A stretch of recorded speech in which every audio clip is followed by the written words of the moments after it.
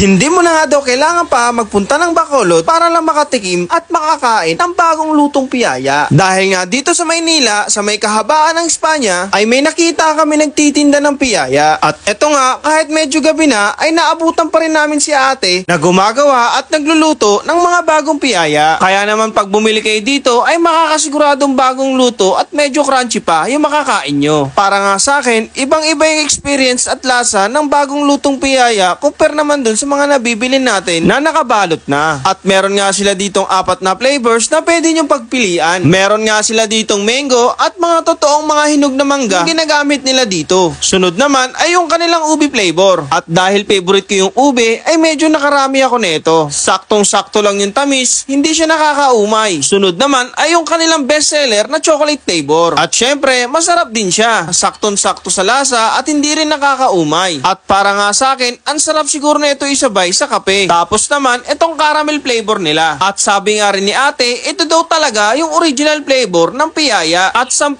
piso nga pala bawat isang order ng mga yan. Tapos, located naman sila dito sa may Espanya Boulevard, Sampaloc, Manila. At yung kanilang landmark ay halos katabilan sila ng Coffee Project dito sa may kanto ng Pinabal. Ayun guys, magandang gabi. Andito tayo ngayon sa may Espanya Boulevard dahil dinayo natin dito yung nagtitinda ng authentic piyaya. So ayun yun guys, oh. So hindi nyo na kailangan pumunta ng Bacolod para tumikim ng authentic piyaya dahil dito sa Espanya meron na kayong mabibili.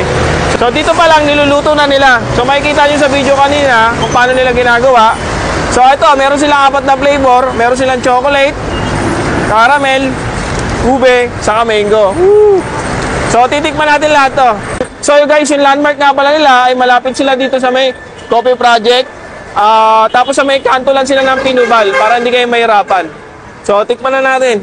Unahin natin doon chocolate. Chocolate.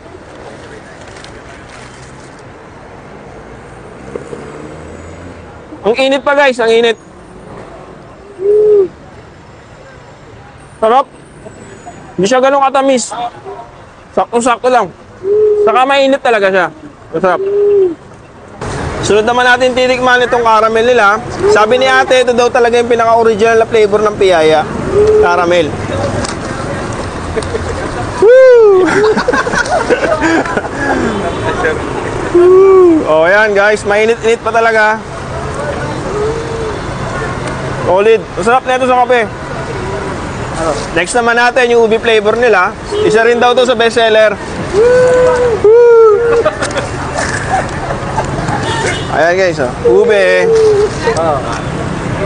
Ube. Ubing-ube. Ubing-ube yung flavor niya guys. Ang sarap.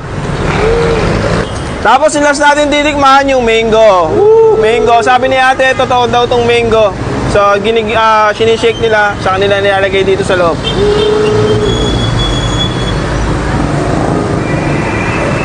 Mango siya. Tapos guys, 10 piso nga pala isa nito. Ang kagandahan nito, fresh na fresh nyo mabibili. So yun guys, dahil na kayo dito sa may Espanya, dito sa may Hot Piyaya, fresh from Bacolod. Thank you. Open nga pala sila simula 8 AM hanggang 8 PM. Sunday. Monday to Sunday.